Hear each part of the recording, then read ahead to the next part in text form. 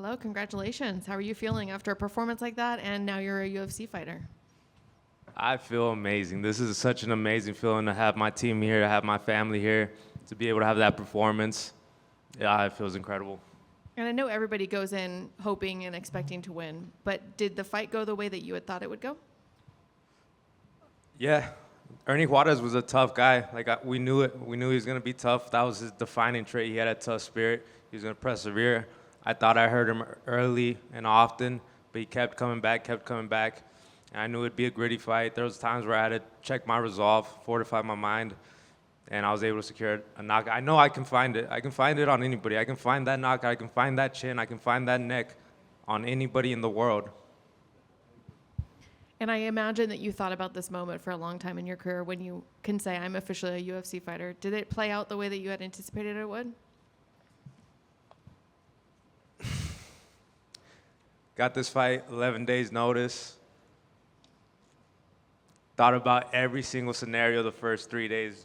Spent the first 3 days like, oh, what if I do this? What if I do this? How do I make today the best version, tomorrow the best version? And then at the end of the day, I just had to really trust the process. It's one of the things we talk about at the MMA Lab is we trust the process. It's a daily thing. So if I just focus on what I can do today, what's the very next step? That was where my mentality was at.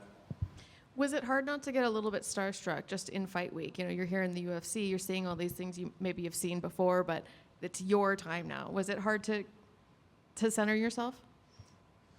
I was a little worried about that earlier because I am such a fan of this. I'm such a nerd of the game. I love the sport. I'm seeing Forrest Griffin just walking around. I'm seeing so many people. I'm like, oh, this is like, these are the men. These are like idols to me. But I knew what the job was. I came here. This is a business trip. I came here to do business. I didn't let it sway me. He was sitting and watching your fight, by the way. Forrest was. That's awesome. Looking ahead a little bit, have you thought about your UFC debut? Anybody you'd like to fight? If in a perfect world, who would you call out and maybe a location or a date or a fight card or anything like that? Oh boy, I wish I had an answer for that. I haven't thought about it, to be honest. I spent all my time and energy to get to this position, but this is just the beginning. Now it's time to put the work in. Now it's time to show who I really am day in and day out. And I've done that for the last 16 years. I've been in this game since I was 10 years old. I've had this dream for so many years. So I want to fight the best in the world. I want to show that I'm the best in the world. As far as next, I'm not too sure. I've done 6 weight cuts in the last 10 months. I've taken 5 fights in the last 9 months. So I want some skill development time, but then I want everybody.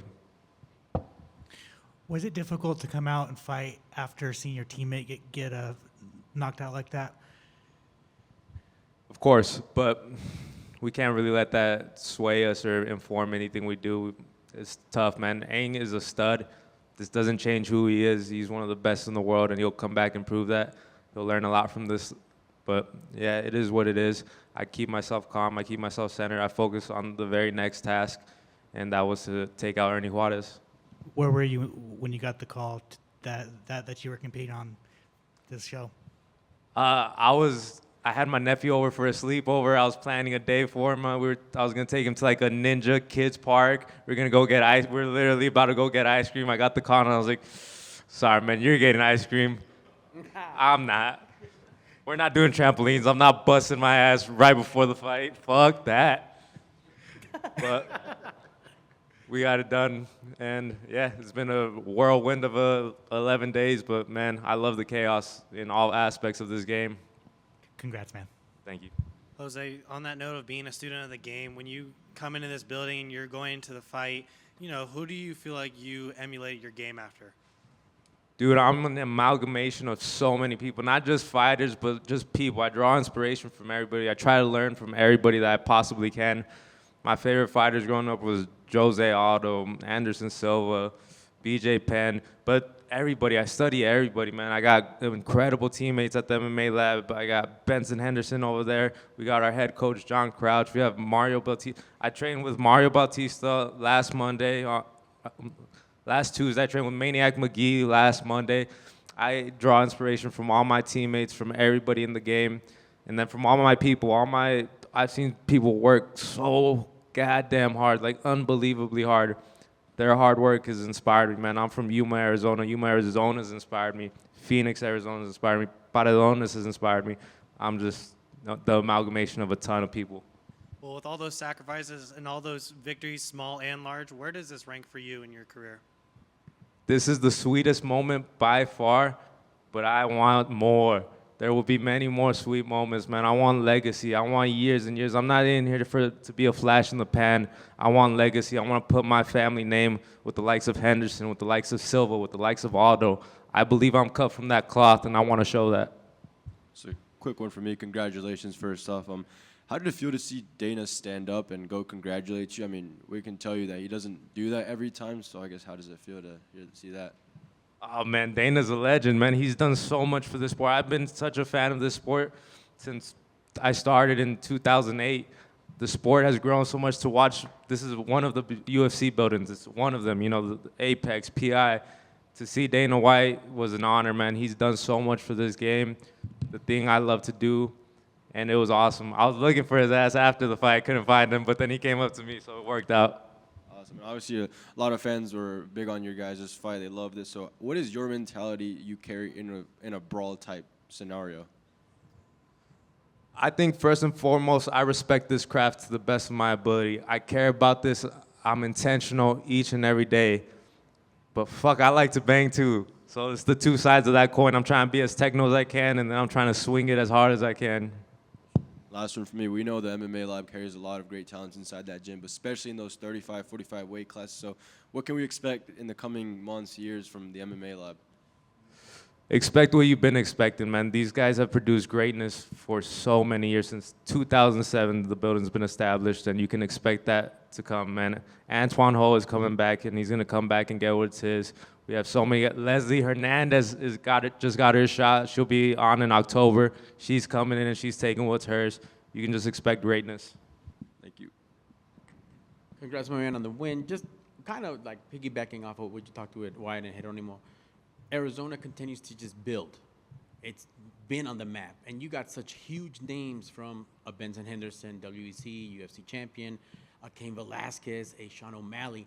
How crazy is that to be part of that legacy potentially now that your UFC career has begun? It feels amazing to follow in their footsteps. And let's speak on Yuma, Arizona. I mean, Yuma, Arizona has produced Cain Velasquez, has produced Calvin Gastelum, Efrain Escudero, Edgar Garcia. It's a small town, and it's produced a lot of incredible talent, and it speaks to the mentality of the culture. This is a culture of hardworking people, man. We've seen people work so hard. I can't stress that enough, and I think that's what inspires us all, and it makes us want to strive to be great, to let them know that hard work wasn't taken in vain. For sure. And lastly, being a nerd, you're about that life, you're about the game. How crazy, again, and almost ironic is it, but yet perfect that you got the call just like you hear so many other greats before you. There wasn't no perfect, like, hey, man, we got word a couple months from now, they're lighting something up. We got the weight class, we got the opponent. No, it was just as chaotic as it could have been, but could it have been any more perfect? Dude, from the very first day I stepped on the mats, the very first hour, I was like, this is the most chaotic shit I've ever been a part of. But I love it. Like, I love being in the chaos. I love the whirlwind of it all. I love the doubt. I love the questions. Like, oh, shit, can I get this done? Can I be what I got to be? I love all of that. Like, that's such a fascinating part. Ideal world, sure, we'll take 2 months. We'll take 3 months, but we'll take it how we get it. That's awesome, man. Well, welcome to the chaos, and congrats on that contract. Thank you. Thank you, everyone.